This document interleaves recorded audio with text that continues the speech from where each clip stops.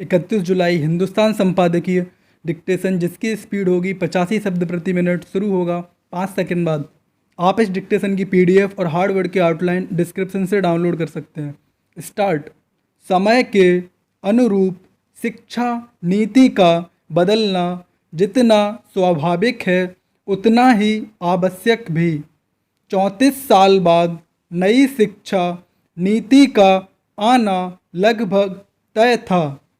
इसकी चर्चा तो दशक भर से चल रही थी, लेकिन समय के अनुरूप सबकी मंजूरी के साथ एक नीति तय करना आसान नहीं होता। अब जो नीतिगत बदलाव हो रहे हैं उनका सबसे बड़ा पहलू यह है कि इससे शिक्षा की गुणवत्ता और उपयोगिता दोनों को ही बल मिलेगा। स्कूली स्तर पर ही छात्रों को किसी न किसी कार्य कौशल से जोड़ दिया जाएगा। इसका अर्थ है जब बच्चा स्कूल से पढ़कर निकलेगा तो उसके पास एक ऐसा हुनर होगा जिसका वह आगे की जिंदगी में इस्तेमाल कर सकेगा। इससे शिक्षा को एक व्यावसायिक बल भी मिलेगा। ऐसे करोड़ों माँ बाप होंगे जो खुश होंगे कि उनका बच्चा स्कूल में न केवल पढ़ेगा बल्कि कोई काम भी सीखेगा। नई शिक्षा नीति को अंतिम रूप देने के लिए बनाई गई समिति का नेतृत्व कर रहे डॉक्टर कस्तूरीरंगन ने सही कहा है कि नई शिक्षा नीति बेरोजगार तैयार नहीं करेगी।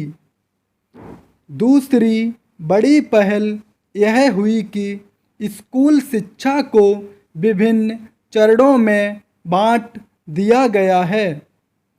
यहाँ सर्वाधिक फायदा फाउंडेशन स्टेज पर होगा। भारत में उन बच्चों की एक बड़ी संख्या रही है जो सीधे पहली कक्षा में दाखिला लेते रहे हैं। सरकारी विश्वविद्यालयों में नर्सरी या प्री स्कूल या स्कूल पूर्व शिक्षा की ज़रूरत को नहीं माना जा रहा था। निजी क्षेत्र में प्री स्कूल शिक्षा का विगत 3 दशकों में बहुत विकास हुआ है, जिससे सरकारी स्कूलों का आकर्षण भी घटा है। ज़्यादातर निजी स्कूल सीधे पहली कक्षा में किसी बच्चे को प्रवेश नहीं देते हैं, लेकिन अब देश के सभी स्कूलों को प्री स्कूल शिक्षा का आदर करना पड़ेगा। यह बच्चों के ज्ञान स्तर व पढ़ाई की एकरूपता के लिए ज़रूरी है। यह एक प्रमाण है कि शिक्षा में निजी क्षेत्र किस तरह से सरकारी शिक्षा को प्रभावित और संवर्धित करता है। प्री स्कूल के लिए आंगनबाड़ी व्यवस्था का उपयोग यथोचित है। यह समय बुनियादी पढ़ाई में एकरूपता लाने की दिशा में कारगर हो सकता है।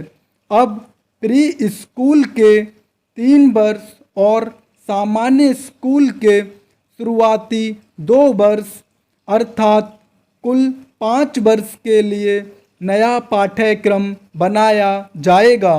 यहाँ सरकार को तय करना होगा कि देश के सभी स्कूलों में यह 5 वर्षीय पाठ्यक्रम लागू हो जाए ताकि बच्चों को समतापूर्ण शैक्षणिक विकास हो।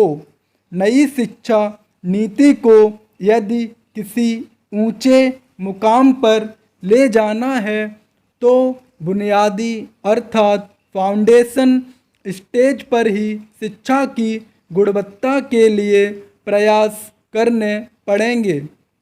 10+2 और एमफिल की विदाई हो गई है। मोटे तौर पर एक्टिविटी आधारित शिक्षण पर ध्यान रहेगा। प्रयोगों के जरिए बच्चों को विज्ञान, गणित, कला आदि की पढ़ाई कराई जाएगी।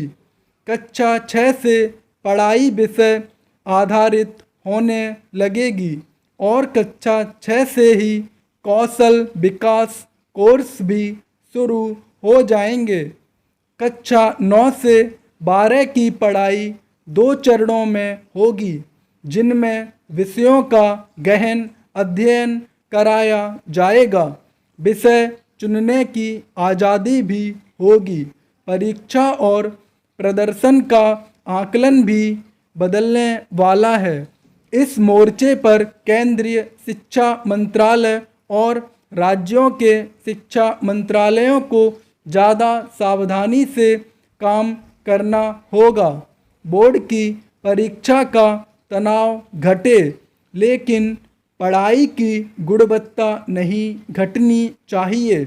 सबसे बड़ी बात, नई नीति को साकार करने के लिए शिक्षा प्रबंधन की गुणवत्ता भी सुधारनी पड़ेगी।